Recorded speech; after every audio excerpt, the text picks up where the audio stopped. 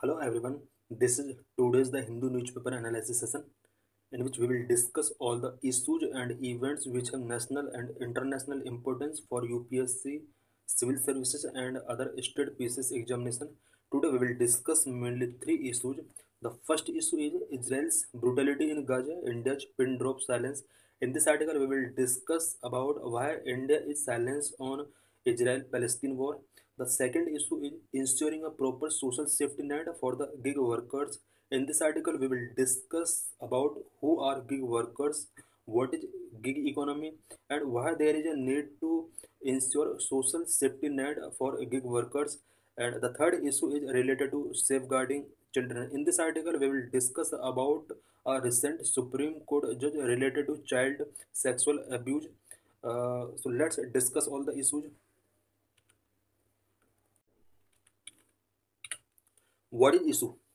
October 7, 2024 marked 1 year of Israel war on Gaza and its relentless bombing on the Gaza Strip, killing nearly 42,000 people.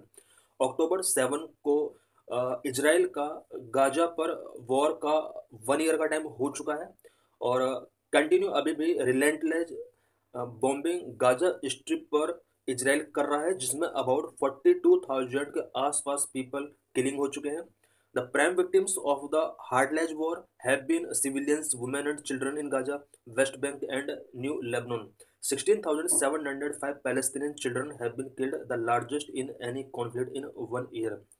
Israel Palestine के बीच conflict के prime victims civilians हैं, women हैं, children हैं और Gaza, West Bank and new Lebanon के अंदर बहुत ज़्यादा सिविलियंस, वुमेन एंड चिल्ड्रन का यहाँ पर किलिंग किया जा रहा है.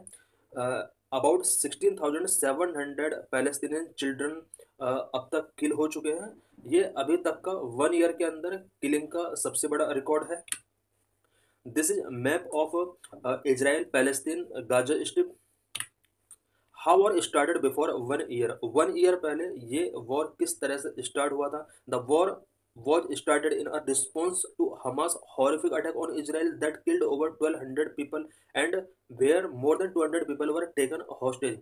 सबसे पहले लास्ट ईयर हमास ने इजराइल पर अटैक किया था जिसमें 1,200 पीपल को किल किया गया था और अबाउट 200 पीपल को यहाँ पर हमास ने हॉस्टेज कर लिया था.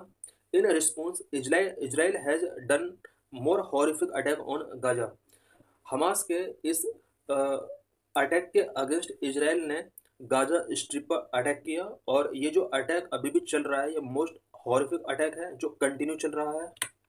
India silence on genocide in Gaza. Gaza के अंदर बहुत सारे पीपल का जेनोसाइड हो रहा है बट इंडिया साइलेंस क्यों है. India has not given any reaction on mass genocidal actions by Israel on Gaza. Israel के द्वारा गाजा के अंदर जिस तरह से मास जेनोसाइडल एक्टिविटीज हो रही हैं इंडिया ने अभी तक किसी टाइप का कोई रिएक्शन नहीं दिया है.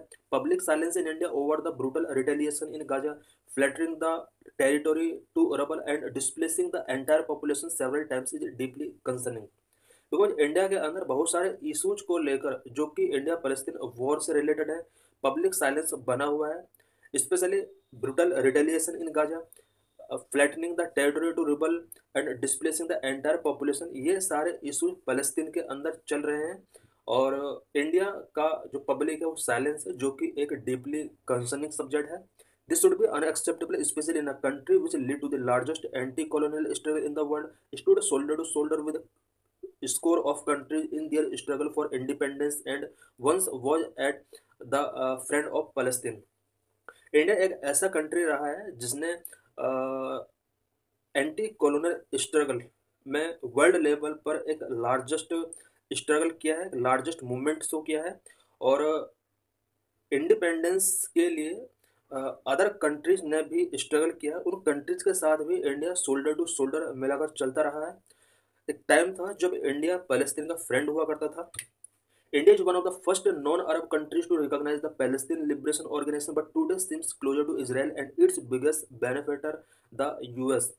इंडिया पहला नॉन अरब कंट्री था जिसने पैलेस्टीन लिबरेशन ऑर्गेनाइजेशन को रिकॉग्नाइज किया था बट टुडे अगर बात की जाए तो इंडिया इजराइल के काफ़ी क्लोज है जिसका बेनिफिट यूएस को मिल रहा है. India has witnessed very few sustained protest और public expressions of distress at what is happening in Palestine. Palestine के अंदर जो भी हो रहा है, इंडिया के अंदर few sustained protest and public expressions देखे जा रहे हैं. KL has even seen two big rallies in Mallapuram and Kozhikode, and a few small protests in Kolkata and Chennai. There has hardly been any in the other state. Kerala, Kolkata and Chennai के अंदर फ़लस्तीन के अंदर जो भी हो रहा है, इजराइल के द्वारा जेनोसाइड किए जा रहे हैं, इससे इससे रिलेटेड कुछ रैलीज की जा रही हैं केरला और कोलकाता के अंदर. Indian government has curved protest and in many cases band them. कुछ स्टेट के अंदर इंडिया ने पैलेस्तीन के अगेंस्ट होने वाले जेनोसाइड के अगेंस्ट जो प्रोटेस्ट चल रहे हैं, इंडियन गवर्नमेंट ने उसको कर्व किया है. There is an active attempt to prevent people from protesting against what is happening in the Gaza. Gaza के अंदर जो भी हो रहा है, इसके अगेंस्ट जो प्रोटेस्ट किए जा रहे हैं, गवर्नमेंट ऑफ इंडिया इसके प्रति बहुत ज़्यादा एक्टिव शो हो रही है. और ये जो एक्टिवनेस है, ये प्रोटेस्ट को प्रिवेंट करने के लिए एक्टिवनेस अपनी शो कर रही है. Cases have been filed against people for supporting और organising protest against the genocide in Palestine. Palestine के अंदर जो भी जेनोसाइड हो रहा है, इजराइल के द्वारा जो भी जेनोसाइड कराए जा रहे हैं, पैलेस्टीन के सपोर्ट में और इजराइल के अगेंस्ट जो भी इंडिया के अंदर प्रोटेस्ट किए जा रहे हैं, उन पीपल के अगेंस्ट यहाँ पर कंप्लेंट फाइल की जा रही हैं. Charges range from organising rallies to displaying Palestinian flag and posting pro Palestine conflict on social media. Social media पर अगर किसी भी टाइप का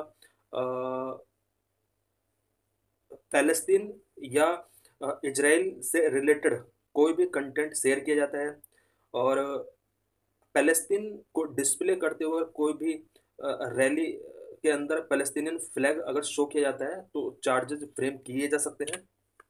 but why India silent on this genocide? अभी जो ये जेनोसाइड पैलेस्तीन के अंदर हो रहे हैं, इंडिया इन जेनोसाइड को लेकर क्यों साइलेंट है? Number 1, Hindu rights, subordination of Palestine issue and supporting the Zionist in Israel is the most important reason for the lack of concern. सबसे बड़ा रीजन जिसकी वजह से Indian society, Indian public silent है, सबसे बड़ा रीजन है कि इंडिया के हिंदू राइटिस्ट ने पैलेस्तीन इशू को सबॉर्डिनेट किया है एंड इजराइल के जोनिस्ट को सपोर्ट कर रहे हैं. Number 2, India has moved from backing the Palestinist to unconditional support for Israel. India जहां पहले पैलेस्तीन को सपोर्ट किया करता था, बट इंडिया ने अब इसको बैकिंग यानी समर्थन देना बंद कर दिया और इजराइल के लिए अनकंडीशनल सपोर्ट दिया जा रहा है. This shift has influenced how most Indians view the crisis in Gaza. यही वजह है कि इंडिया के अंदर ज़्यादातर पीपल देख रहे हैं कि जिस तरह से गाजा के अंदर क्राइसिस चल रहे हैं, उसको ज़्यादातर पर्सन्स यहाँ पर फेवर नहीं कर रहे हैं. और उन पीपल का जो व्यू है, इंडियन पीपल का, वो कहीं ना कहीं चेंज हुआ है. In the radically changed geopolitical atmosphere, the violence in Palestine does not seem to evoke the same emotions as in the past. Palestine के प्रति जिस तरह से पास्ट में इंडिया के इमोशंस रेज होते थे, करंटली रेडिकल पॉलिटिकल एटमॉस्फेयर में वो इमोशंस अब शो नहीं हो रहे हैं इंडिया की तरफ से. Number 3, the register of Hindu nationalism deliberately sees Palestine as a Muslim issue. Hindu nationalism का जो इंडिया का रजिस्टर है, ये डेलिबरेटली पैलेस्तीन इशू को मुस्लिम इशू के तौर पर ट्रीट कर रहा है, which means any support for it can be condemned as appeasement of a community. इसका मीनिंग ये हुआ कि अगर पैलेस्तीन को किसी भी टाइप का इंडिया सपोर्ट करता है, तो इंडिया के अंदर कुछ कम्युनिटी के लोग गवर्नमेंट को कंडेम कर सकते हैं. How has been India's policy over the Israel Palestine conflict. Israel Palestine conflict को लेकर इंडिया की क्या पॉलिसी रही है? India's historical stance on the Israel Palestine conflict lean towards Palestine driven by factors such as Mahatma Gandhi's opposition to a Jews state in Palestine. India की Israel Palestine को लेकर जो पॉलिसी रही है, वो स्पेशली पैलेस्तीन के फेवर में रही है, और पैलेस्तीन के फेवर में रहने के लिए बहुत सारे फैक्टर्स रहे हैं, जिनमें से एक फैक्टर महात्मा गांधी का जूस स्टेट इस्टेब्लिश करने से रिलेटेड इशू पर ओपोजिशन था. इट मीन महात्मा गांधी नहीं चाहते थे कि जूस स्टेट पैलेस्तीन के अंदर इस्टेब्लिश किया जाए. When the partition of Palestine plan was put to vote at the UN, India voted against along with the Arab countries. United Nations के अंदर जब पैलेस्तीन कि पार्टीशन के लिए वोटिंग हुआ, उस टाइम पर इंडिया ने इसके अगेंस्ट वोट किया, और कहीं ना कहीं इंडिया ने अरब कंट्रीज का जो कंसर्न था उसका साथ दिया, क्योंकि अरब कंट्रीज में नहीं चाहते थे कि जिस स्टेट पैलेस्तीन के अंदर बनना चाहिए। India also oppose Israel admission to UN. India ने इजराइल का यूनाइटेड नेशंस में एडमिशन को भी ओपोज किया। Now shift in India's policy change, but अब इंडिया की पॉलिसी पॉलिसी चेंज हो चुकी है। इंडिया का इंक्लिनेशन अब करंट में पैलेस्तीन को छोड़कर इजराइल की तरफ है। Establishment of diplomatic relation with Israel in 1992, India established full diplomatic relation with Israel, marking a significant step. Despite this, India continued to voice support for the Palestine issue. 1992 में India ने Israel के साथ full diplomatic relations establish किए।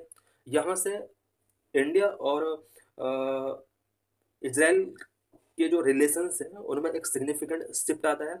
Despite this, इसके बावजूद भी India Palestine से related issues को हमेशा सपोर्ट करता रहा, लेकिन ये 1992 के बाद बहुत ज़्यादा दिनों तो नहीं चला।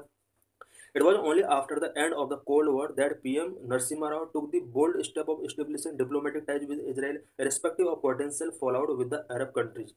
1992 में पहली बार नरसिम्हा राव जिस टाइम पर प्राइम मिनिस्टर थे, उन्होंने इजराइल के साथ डिप्लोमेटिक टाइज को इस्टेब्लिश करने के लिए, स्ट्रॉन्ग करने के लिए बोल्ड स्टेप लिए। उस टाइम पर उन्होंने अरब नेशंस का क्या पोटेंशियल फॉल आउट होगा इसको ध्यान नहीं दिया और इजराइल के साथ रिलेशंस को स्ट्रॉन्ग किया।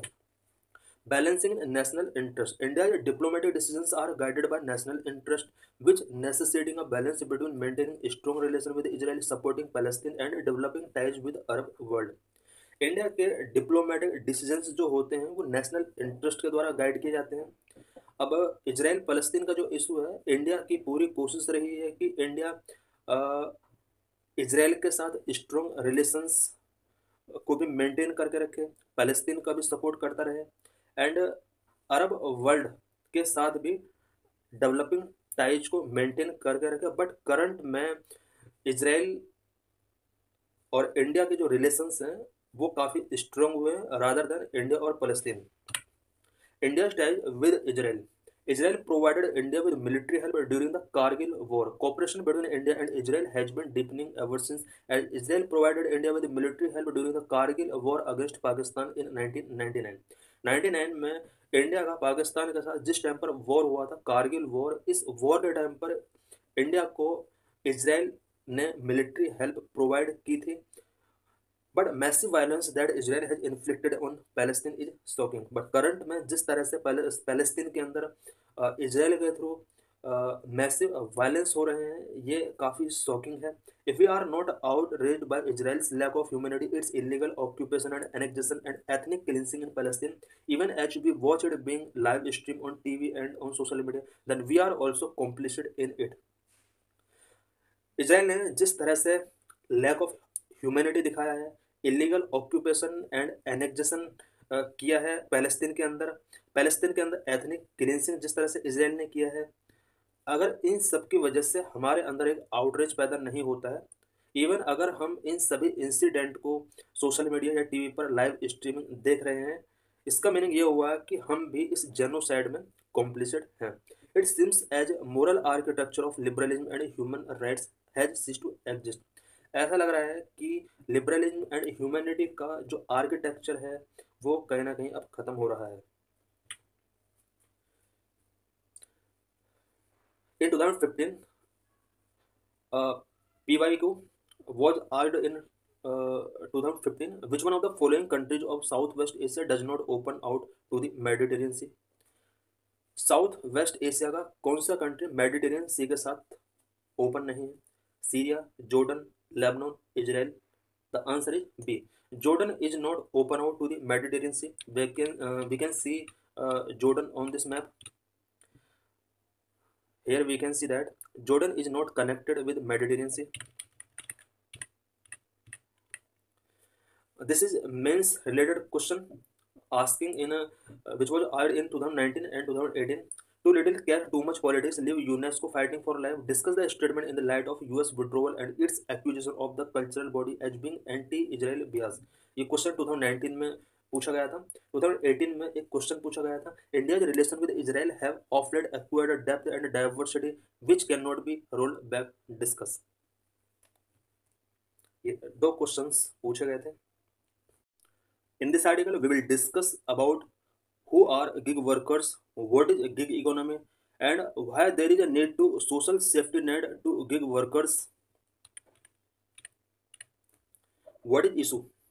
The Union Ministry of Labor and Employment is drafting a national law to incorporate gig workers into social security scheme, offering benefits such as health insurance and retirement savings. Union Ministry of Labour and Unemployment एक national law draft कर रही है specially gig workers के लिए, so that gig workers को social security scheme such as health insurance and retirement saving benefit provide करने के लिए इन्हें सोशल सिक्योरिटी स्कीम के अंदर इनकॉर्पोरेट किया जा सके। Who are gig workers and what is gig economy? Who are gig workers? As per the Code on Social Security 2020, a gig worker is a person who perform work or participate in a gig work arrangement and earn from such activities outside or of traditional employer-employee relationship. Social security code 2020 के according एक gig worker कोई भी एक ऐसा person जो gig work arrangement में work करता है और उसको पर डे एक्टिविटी के बेस पर अर्निंग होती है। Gig work is the name given to job done through online digital platform like Uber, Amazon Flex, Airtasker and Lyft. Gig workers जो नेम दिया गया है ये ऑनलाइन डिजिटल प्लेटफॉर्म के थ्रू जो जॉब्स होती हैं, सच दैट उबर अगर कोई बुक करता है तो कुछ टाइम के बाद वो घर पर पहुंच जाती है, या फिर ऑनलाइन मोड के थ्रू जितने भी डिलीवरी होती हैं, चाहे वो फूड डिलीवरी से रिलेटेड एक्ट है या कोई भी टास्क है जिसमें डिलीवरी करना होता है, तो ये जितने भी वर्कर्स हैं ये गिग वर्कर्स के अंदर काउंट होते हैं। इसके अंदर अमेजोन डिलीवर करने वाले और फ्लिपकार्ट आइटम से डिलीवर करने वाले जितने भी पर्सनस हैं वो सब गिग वर्कर्स के अंदर आ जाते हैं। It also include package delivery driver, food delivery driver, grocery delivery driver. What is gig economy? A labor market characterized by the prevalence of short-term contract or freelance work is known as gig economy. कोई भी ऐसा market जहां पर short term contract and freelance work किया जाता है, इस तरह की मार्केट को गिग इकोनॉमी कहा जाता है। इन 2022 NITI Aayog report estimate that India will have 23.5 million gig workers by 2930। NITI आयोग के एक रिपोर्ट के अकॉर्डिंग ये एस्टिमेट किया गया है कि 2029-30 तक इंडिया के अंदर अबाउट 23.5 मिलियन गिग वर्कर्स होंगे। इट मीन्स 2.5 करोड़ के आसपास गिग वर्कर्स इंडिया के अंदर होंगे। What will be the provision in new law related to gig workers? New law जो बनाने की अभी कोशिश की जा रही है, उस लॉ के अंदर गिग वर्कर्स से रिलेटेड क्या क्या प्रोविजन किए जा सकते हैं। Number 1, the government is revising the definition of gig and migrant worker to make them more inclusive. Gig and migrant workers को मोर इंक्लूसिव बनाने के लिए इनकी डेफिनेशंस को रिवाइज किया जा सकता है। Number 2, the proposed legislation will establish a welfare board model creating a fund for the social security of gig workers. दूसरा प्रोविजन इस लेजिस्लेशन के अंदर ये किया जा सकता है कि इसके under welfare board model establish किया जा सकता है। साथ में गिग वर्कर्स के सोशल सिक्योरिटी के लिए फंड क्रिएट किया जा सकता है। Number 3, it mandates the registration of all gig workers and require aggregator to give a 14 days notice with valid reason before termination while ensuring transparency in automated system. Third provision law के अंदर ये किया जा सकता है कि जितने भी गिग वर्कर्स होंगे उनका रजिस्ट्रेशन होगा और जो भी गिग वर्कर्स का एग्रीगेटर होगा, अगर वो किसी गिग वर्कर को टर्मिनेट करता है तो 14 डेज के अंदर उसको नोटिस देना होगा, उसका रीजन बताना होगा कि गिग वर्कर को किस वजह से टर्मिनेट किया गया है। Number 4, dispute resolution mechanism will also be introduce to protect gig workers right. Gig workers के राइट को प्रोटेक्ट करने के लिए डिस्प्यूट रेजोल्यूशन मैकेनिज्म इंट्रोड्यूस किया जाएगा। Number 5, aggregator companies that employ gig and platform workers will be are to take the lead in registering their workers on the portal. Aggregator company जितने भी होंगे जो गिग एंड प्लेटफॉर्म वर्कर को employ कर रही हैं, उनके लिए ये मैंडेटरी कर दिया गया है कि वो पोर्टल पर वर्कर्स को रजिस्टर करें। Number 6, workers registered on the labour ministry e Shram portal are eligible for life and accidental insurance along with other benefits. Labour ministry की ई श्रम पोर्टल पर जो वर्कर्स रजिस्टर्ड हैं उन वर्कर्स के लिए life and accidental insurance ensure किया जाएगा और साथ में अदर बेनिफिट्स भी उन्हें प्रोवाइड कराए जाएंगे। What is the need to provide social security benefit to gig workers? Gig workers को सोशल सिक्योरिटी बेनिफिट प्रोवाइड करने की जरूरत क्यों पड़ी? Number 1, incident of frequent termination. Number 2, insuring economic security. Number 3, health insurance. Number 4, level playing field. Number 5, long term financial security. Number 1, incident of frequent termination. The instances of blacklisting workers or terminating them from work without hearing out their side have increased. Because जितने भी aggregators हैं जो gig workers को work देते हैं उनका कभी भी ब्लैक लिस्टिंग कर दिया जाता है और उन्हें टर्मिनेट कर दिया जाता है without hearing out their side. It means worker की साइड से कुछ भी हियरिंग नहीं किया जाता है और उनका एनी टाइम टर्मिनेट कर दिया जाता है। यही वजह है कि सोशल सिक्योरिटी नेट बहुत ही जरूरी है। Number 2, insuring economic security. Gig economic sector depend on demand which lead to job insecurity and income uncertainty. That is why providing social security benefit such as unemployment insurance, disability coverage and retirement saving program is important. India का gig economy demand पर depend करता है। जितने भी gig workers होते हैं job insecurity होती है, इनकम अनसर्टेनिटी होती है। यही वजह है कि सोशल सिक्योरिटी बेनिफिट इन्हें प्रोवाइड कराए जाए। सोशल सिक्योरिटी बेनिफिट के अंदर इन्हें एम्प्लॉयमेंट इंश्योरेंस कराया जाएगा, डिसेबिलिटी कवरेज दिया जाएगा, रिटायरमेंट सेविंग प्रोग्राम इनके लिए बहुत इंपॉर्टेंट है। Number 3, health insurance. Lack of health insurance and other health care benefits leave gig workers vulnerable to unexpected medical expenses. Prioritizing their health and well-being will create a health and more productive workplace. Gig workers को अभी तक किसी type का health insurance नहीं मिलता था, health care benefits नहीं मिलते थे, जिसकी वजह से gig workers unexpected medical expense का शिकार हो जाया करते थे। अगर सोशल सिक्योरिटी नेट के अंदर गिग वर्कर्स को हेल्थ एंड वेलबींग प्रायोरिटीज अगर दिया जाएगा तो इसकी वजह से इनकी प्रोडक्टिविटी को बूस्ट किया जा सकता है। Number 4, level playing field. Exemption from traditional employment production create disparities where gig workers face exploitative working conditions and inadequate compensation. Because अभी तक गिग वर्कर्स के साथ एक्सप्लॉइटेशन होता रहा है और इनकी जो वर्किंग कंडीशंस थी वो बहुत ज़्यादा बैड रही हैं। इन्हें इनएडिक्वेट कंपेंसेशन, इट मीन्स कंपेंसेशन भी किसी टाइप का इन्हें एडिक्वेटली नहीं दिया जाता था। सोशल सिक्योरिटी नेट के थ्रू ये सारी इन्हें फैसिलिटीज मिल सकती हैं। किसी इंसिडेंट के टाइम पर इन्हें कंपेंसेशन दिया जा सकता है। Long term financial security. Without employer sponsored retirement plan gig workers may struggle to save enough for their future like for post retirement needs. Long term financial security को ensure किया जा सकता है। अगर गिग वर्कर्स के पास retirement plan नहीं होगा तो इससे गिग वर्कर्स पोस्ट रिटायरमेंट इनमें रिटायरमेंट के बाद इनकी प्रॉब्लम्स बढ़ सकती हैं। इसके लिए ज़रूरी है कि इनकी सोशल सिक्योरिटी नेट के अंदर लॉन्ग टर्म फाइनेंशियल सिक्योरिटी को इंश्योर किया जाए।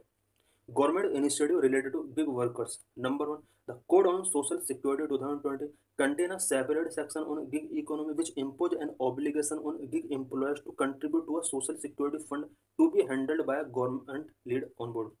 सोशल सिक्योरिटी कोड 2020 के अंदर ये प्रोविजन किया गया है कि गिग इकोनॉमी का एक स्पेशल गिग इकोनॉमी से रिलेटेड इसके अंदर एक स्पेशल सेक्शन बनाया गया है जिसमें गिग एम्प्लॉयर्स के लिए ये ऑब्लिगेशन कर दिया गया है कि वो सोशल सिक्योरिटी फंड में कंट्रीब्यूट करें और ये जो कंट्रीब्यूशन होगा वो गवर्नमेंट लीड बोर्ड के साथ इसको हैंडल किया जाएगा।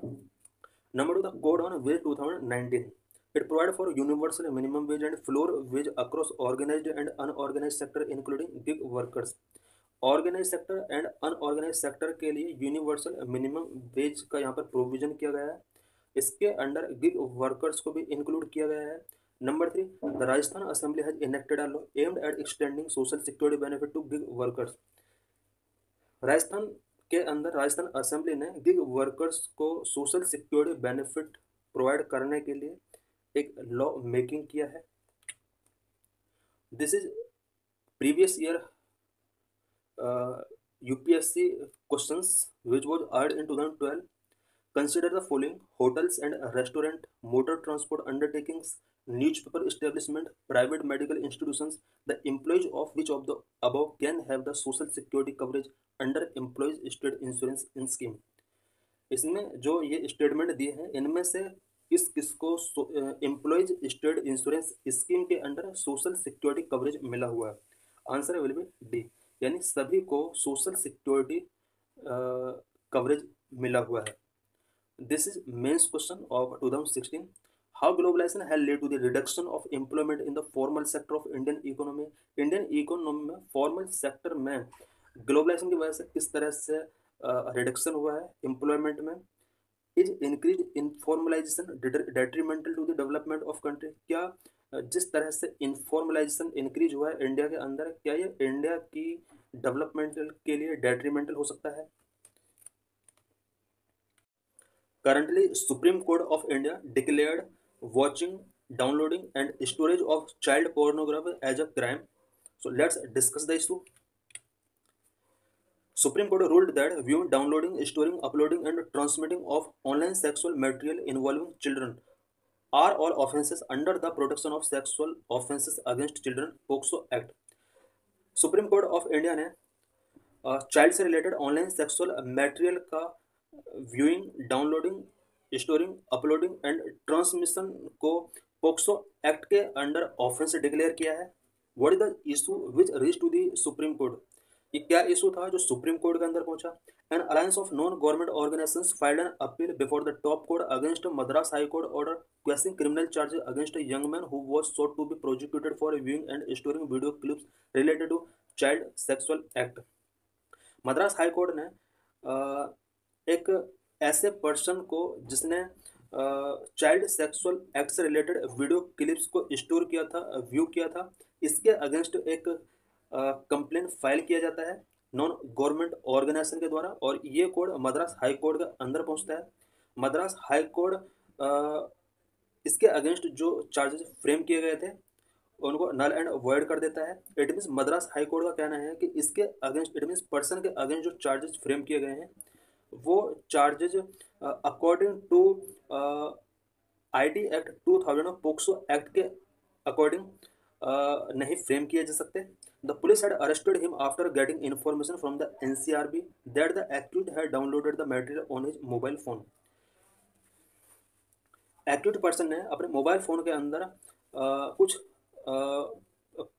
चाइल्ड पोर्नोग्राफी से रिलेटेड वीडियो क्लिप्स का डाउनलोड किया था। NCRB के साथ पुलिस इस पर्सन को अरेस्ट करती है। The police later filed a chargesheet under section 67B of the information technology act 2000 and section 15(1) of POCSO act. Police इस पर्सन के अगेंस्ट बिकॉज इसने चाइल्ड पोर्नोग्राफी से रिलेटेड क्लिप्स को व्यू किया था, स्टोरिंग किया था अपने फ़ोन के अंदर, पुलिस ने इंफॉर्मेशन टेक्नोलॉजी एक्ट 2000 के सेक्शन 67 के अकॉर्डिंग चार्जशीट फाइल किया। साथ में पोक्सो एक्ट के सेक्शन 15(1) के अंडर कुछ चार्जशीट फाइल की। ये मैटर कोर्ट के अंदर जाता है, मद्रास हाई कोर्ट के अंदर। बस but Madras high court in charges को नल एंड वॉइड डिक्लेयर कर देता है। इसके बाद non government organisations supreme court पहुंचते हैं। सुप्रीम कोर्ट ये डिक्लेयर कर देता है कि ये जो चार्जेस हैं ये बिल्कुल सही हैं, और इस तरह से अगर कोई भी पर्सन पोर्नोग्राफी व्यू करता है, स्टोरिंग करता है, तो उसके अगेंस्ट चार्जशीट फाइल की जा सकती है। What is section 67B of the Information Technology Act 2000 and section 15(1) of POCSO? Section 67B, introduced in the ID Act 2009, provide for a jail term up to 5 years for the first offence and up to 10 years for a subsequent offence that involves publishing or transmitting material depicting children in sexual act in electronic form. ID Act 2019 के under section 67B के अंदर ये provision किया गया है कि कोई भी पर्सन अगर चिल्ड्रन सेक्सुअल एक्ट से रिलेटेड किसी भी टाइप का मटेरियल या वीडियो क्लिप पब्लिश करता है, ट्रांसमिटिंग करता है, उसके लिए 5 years का जेल टर्म हो सकता है। अगर यही एक्ट दोबारा करता है तो ये जेल टर्म 10 years तक हो सकता है। It also allowed for a fine of up to rupees 10 lakh, 10 lakh rupees तक का फाइन भी इम्पोज किया जा सकता है। Section 15(1) provide for 3 years jail term for दो storing child abuse material for commercial purpose. अगर कोई भी पर्सन कॉमर्शियल पर्पज के लिए चाइल्ड एब्यूज मटेरियल को अ, अपने इलेक्ट्रॉनिक गैजेट्स के अंदर स्टोर करके रखता है तो उसके लिए पोक्सो एक्ट के अंदर सेक्शन 15 के अकॉर्डिंग 3 year का जेल टर्म यहाँ पर इम्पोज किया जा सकता है। What did the high court say? The high court ruled that only possession और storage any pornographic material was not an offence under POCSO. High court का कहना था कि अ, किसी भी चाइल्ड एब्यूज पोर्नोग्राफी को पोजेशन या फिर किसी भी इलेक्ट्रॉनिक गैजेट्स के अंदर उसका स्टोरेज आर्टिक पोक्सो एक्ट के अंदर ऑफेंस नहीं है। It said section 67 B of the IT act only made transmission publication और creation of material depicting children and offence but mere watching और downloading of child abuse material in private domain was not punishable. Madras high court का कहना था कि IT act के section 67 B के according जो यहाँ पर क्राइम है इससे रिलेटेड अगर इस तरह की चाइल्ड एब्यूज या चाइल्ड सेक्सुअल मटेरियल को डिपिक्टिंग किया जाता है, ट्रांसमिशन किया जाता है, पब्लिकेशन किया जाता है, क्रिएट किया जाता है, इस केस में यहाँ पर चार्जेस फ्रेम हो सकते हैं, ये ऑफेंस है। हाई कोर्ट ने कहा है कि ओनली वॉचिंग और डाउनलोडिंग किसी भी टाइप का चाइल्ड एब्यूज ये इसके अगेंस्ट किसी भी टाइप का चार्जेस फ्रेम नहीं किया जा सकते किसी पर्टिकुलर पर्सन के खिलाफ जिसने प्राइवेट डोमेन में इस तरह के एब्यूजिव मटेरियल को वॉच किया है या डाउनलोड किया है। बट सुप्रीम कोर्ट का जो डिसीजन आएगा अब उस डिसीजन के अकॉर्डिंग चाइल्ड पोर्नोग्राफी को वॉचिंग करना डाउनलोडिंग करना ये अब एक ऑफेंस माना जाएगा। Hence, it quashed the case, saying that no offence had been committed either under POCSO or in ID Act. High court ने कहा कि पोक्सो एक्ट या आईटी एक्ट के अकॉर्डिंग ओनली वॉचिंग या डाउनलोडिंग किसी भी टाइप का ऑफेंस नहीं है। In other words possession and storage of such material would not be a crime but transmission और publication would be an offence. High court के decision के अकॉर्डिंग इस तरह के सेक्सुअल एब्यूजिव मटेरियल को ओनली पोजेशन या स्टोरेज करना किसी टाइप का क्राइम नहीं है। How did the top court deal with the ruling? High court का जो डिसीजन था टॉप कोर्ट ने इस डिसीजन को किस तरह से डील किया? Supreme court held that the high court decision was erroneous. Supreme court ने कहा है कि मद्रास हाई कोर्ट का जो डिसीजन आया था ये एरोनियस था। It proceed to clarify the scope of the various offences under section 15 of the POCSO which had been amended in 2019 to penalize various act relating to child sexual abuse material। 2019 के अंदर POCSO act के section 15 के अंदर बहुत सारे यहाँ पर amendment किए गए थे और इन अमेंडमेंट के अंदर कुछ न्यू प्रोविजंस किए गए थे। उन न्यू प्रोविजंस को क्लैरिफाई करने के लिए यहाँ पर सुप्रीम कोर्ट को स्टैंड लेना पड़ा और इस अमेंडमेंट के अंदर चाइल्ड सेक्सुअल एब्यूज मटेरियल से रिलेटेड बहुत सारे यहाँ पर प्रोविजन किए गए थे। It explained that the amended section provided for 3 distinct offence related to sexually exploited material concerning children. Children से रिलेटेड सेक्सुअल एब्यूजिव मटेरियल से रिलेटेड इस पोक्सो एक्ट के अंदर 3 डिस्टिंक्ट ऑफेंसेस को यहाँ पर इंक्लूड किया गया था 2019 में जो अमेंडमेंट किया गया था। Number 1 section 15(1) penalize the failure to delete, destroy or report any child abuse material found to be stored or in possession of any person with an intent to share or transmit it। कोई भी person अगर child sexual video clips या material को किसी other person के लिए share करने का ट्रांसमिट करने का अगर इंटेंशन रखता है और वो उसको डिलीट नहीं करता है डिस्ट्रॉय नहीं करता है रिपोर्ट नहीं करता है तो इसके अगेंस्ट सेक्शन 15 के अकॉर्डिंग चार्जेस फ्रेम किए जा सकते हैं। Number 2 sub section to make it an offence to transmit propagate display और distribute child abuse material. Child abuse material को ट्रांसमिट किया जाता है प्रोपोगेट किया जाता है डिस्प्ले किया जाता है डिस्ट्रीब्यूट किया जाता है तो इसके लिए सब सेक्शन 2 यहाँ पर इम्पोज किया जाएगा। इट मीन्स ये सभी सेक्शन 15 के सब सेक्शन है जो यहाँ पर अप्लाई किए जाएंगे। थर्ड जो बहुत ही इंपॉर्टेंट है इसके अकॉर्डिंग अगर कोई भी person child sexual abusive material या सेक्सुअल कंटेंट को अपने फ़ोन के अंदर, लैपटॉप के अंदर स्टोरेज करता है या पोजीशन करता है कॉमर्शियल पर्पज के लिए, तो उसके अगेंस्ट यहाँ पर चार्जेस फ्रेम किए जा सकते हैं। How online child sexual abuse material can be controlled. Online child sexual abuse material को किस तरह से कंट्रोल किया जा सकता है। First, cyber crime should be clearly defined in Indian law and child sexual exploitative and abusive material should be broad within cyber crime embed as an economic and organised crime. Cyber crime Indian law के अंदर clearly define होना चाहिए, because अभी cyber crime Indian laws के अंदर clearly define नहीं है। साथ में child sexual exploited and abusive material को साइबर क्राइम एम्बिड के अंदर लाना होगा। जिस तरह से इकोनॉमिक एंड ऑर्गेनाइज्ड क्राइम को इसके एम्बिड के अंदर रखा गया है, उसी तरह से child sexual exploited and abusive material को साइबर क्राइम एम्बिड के अंदर रखना होगा। Emerging crimes such as incitement through an electronic or digital means and the resulting trafficking for both forced labor and sexual exploitation need to be clearly defined as illegal. Electronic और digital means के through incitement अगर किया जाता है, इस तरह के crimes बहुत बढ़ रहे हैं, क्योंकि आजकल इलेक्ट्रॉनिक और डिजिटल मीडिया के थ्रू चाइल्ड सेक्सुअल एब्यूज के लिए इंसाइटमेंट किया जाता है। उसके बाद उन्हें लेबर फोर्स या सेक्सुअल एक्सप्लॉइटेशन के लिए ट्रैफिकिंग किया जाता है। अगर इस तरह के इंसिडेंट मिलते हैं तो इन्हें क्लियरली यहाँ पर इलीगल डिक्लेयर करना होगा और स्टेट एक्शन लिया जाना चाहिए। Legal amendments are required to treat the creation of CSEAM including AI generated deepfakes is as equivalent to real child abuse. Child sexual exploitative and abuse material का अगर creation किया जाता है तो इसके अगेंस्ट इनको ट्रीट करने के लिए लीगल अमेंडमेंट्स करने होंगे। लीगल अमेंडमेंट के अंदर जो सबसे पहला वर्क होगा वो ये होगा कि AI जनरेट डीप फेक्स को रियल चाइल्ड एब्यूज के इक्वल काउंट करना होगा।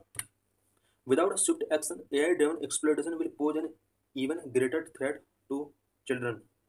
AI ड्रिवन एक्सप्लॉइटेशन जो आजकल किए जा रहे हैं, इससे पहले हम न्यूज के अंदर भी देख चुके हैं कि किस तरह से एक एक्ट्रेस का face AI driven nude girl के साथ कनेक्ट कर दिया गया था। तो इस तरह के जो एक्सप्लॉइटेशन है वो भी चिल्ड्रन के लिए एक ग्रेट थ्रेट के रूप में शो हो रहे हैं। Second, accountability of social media platform. Social media platform must be held accountable for reporting child sexual exploitative and abusive material in real time to law enforcement. Social media platform के लिए ये compulsory कर देना चाहिए कि वो CSEAM का in real time law enforcement को रिपोर्ट करें। The judgement has mandated that intermediate report such as content to local police and authorities. जो सुप्रीम कोर्ट का जजमेंट आया है ये मैंडेट करता है कि जितने भी इंटरमीडिएट सोशल मीडिया प्लेटफॉर्म है वो लोकल पुलिस एंड अथॉरिटीज को इस तरह के कंटेंट जो कि सेक्सुअल एब्यूज से रिलेटेड है उसको रिपोर्ट करें। Third, establish an institutional framework. India should establish an institutional framework in the form of a forensic lab equipped with cutting edge technology to respond to the increase in reporting of CSEAM by intermediaries and social media platform। India के लिए necessary है कि वो एक ऐसा institutional framework establish करें जिसमें intermediate या सोशल मीडिया कंपनीज के द्वारा जितना भी CSEAM child sexual exploitation and abusive material से रिलेटेड जितनी भी रिपोर्ट आती हैं उन रिपोर्ट से रिलेटेड इंडिया के अंदर एक ऐसा इंस्टीट्यूशनल फ्रेमवर्क होना चाहिए जिसमें फॉरेंसिक लैब इक्विप्ड है और साथ में कटिंग एज टेक्नोलॉजी के साथ इस तरह के रिपोर्टिंग को रिस्पॉन्ड किया जा सके। Currently, international agencies such as Interpol flag Indian IP address to the National Crime Records Bureau, which then pass this information to state authorities। Current में कोई भी चाइल्ड सेक्सुअल एब्यूजिव कंटेंट अगर share किया जाता है तो इसके लिए एक इंटरनेशनल एजेंसी इंटरपोल एक्टिव हो जाती है। ये NCRB को national Indian IP address flag करती है। उसके बाद NCRB इसे स्टेट अथॉरिटीज को पास करता है, उसके बाद एक्शन लिया जाता है। A domestic lab would reduce response time by allowing India to flag suspicious activity local and share real time alert within India and foreign authorities. India के अंदर अगर इस तरह के डोमेस्टिक लैब होगी तो इससे फ़ायदा होगा कि अभी जो रिस्पॉन्स टाइम बहुत ज़्यादा है उसको रिड्यूस किया जा सकता है और स्टेट एक्शन इमीडिएट लिए जा सकते हैं। For national database on sexual offenders, detail of individual prosecuted for searching for downloading CSEAM should be entered into the national database on sexual offenders and barred from employment in sectors involving children. National database on sexual offenders, जितने भी searching और downloading करने वाले persons हैं, specially child sexual material को जो searching कर रहे हैं, डाउनलोडिंग कर रहे हैं, national database on sexual offenders के अंदर इनका नेम एंटर कर देना चाहिए और चाइल्ड इन्वॉल्विंग सेक्टर्स में इनके लिए जॉब अपॉर्चुनिटीज बेयर कर देना चाहिए। What is POCSO act? POCSO is an act which aims to address of offences of sexual exploitation and sexual abuse of children below the age of 18 years. Below the age of 18 years जितने भी children हैं उनके against अगर sexual exploitation sexual abuse होता है, इससे related offence को address करने के लिए इंडिया के अंदर एक एक्ट है जिसको पोक्सो एक्ट कहा जाता है। इट वॉज इनेक्टेड इन 2012 में इसको इनेक्ट किया गया था। What are special provisions under POCSO act? POCSO act के अंदर क्या क्या स्पेशल प्रोविजंस किए गए हैं? Number one, it's gender neutral nature. The act recognise that boys and girls can be victim of sexual abuse and such abuse is a crime regardless of the gender of the victim. ये जो act है ये gender neutral है because ये act मानता है कि sexual abuse boys and girls किसी के साथ भी हो सकता है। Number two, confidentiality of victims identity. As per section 23 of the POCSO act 2012, the identity of child victim must be keeped confidential. POCSO act 2012 section 23 के अकॉर्डिंग चाइल्ड विक्टिम्स की identity को कॉन्फिडेंशियल रखा जाता है। Mandatory reporting of any child abuse cases, section 19 and 19 to 20 compel individual who have knowledge or reasonable suspicion of such offences to report them to concerned authority। POCSO act के section 19 और 20 के अंदर ये कॉम्पेल किया गया है इंडिविजुअल के लिए कि वो किसी चाइल्ड के साथ अगर सेक्सुअल अब्यूज हो रहा है तो कंसर्न अथॉरिटीज को इससे रिलेटेड नॉलेज एंड उसको रिपोर्ट करें। Challenges in better implementation of the POCSO act 2012 POCSO act के इम्प्लीमेंटेशन बेटर इम्प्लीमेंटेशन के सामने क्या क्या चैलेंजेस हैं? Number one, lack of support to aggrieved person. Number two, insufficient POCSO code. Number three, special public prosecutors shortage. Lack of support to aggrieved persons. A critical lack identified in the implementation of the POCSO Act 2012 is the absence of support persons for victims. Victims के लिए persons का support बहुत कम है, इस support को बढ़ाने की जरूरत है। The Supreme Court found that in 96% of POCSO cases, victims were not provided with the necessary support throughout the legal process. Victims का जो थ्रूआउट द लीगल प्रोसेस का जो टाइम होता है, इसी टाइप की स्पेशली 96% पोक्सो केसेस में ऐसा होता है कि विक्टिम्स का लोग सपोर्ट नहीं करते हैं। Support person may be any person और organisation working in the field of child right और child protection.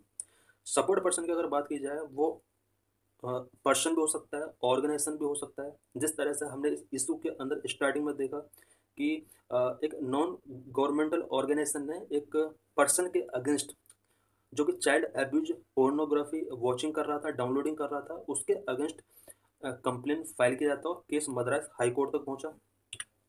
Insufficient POCSO courts. Not all district have POCSO court. As of 2022 only 408 POCSO court were establish across 28 state as per of the fast track special courts scheme.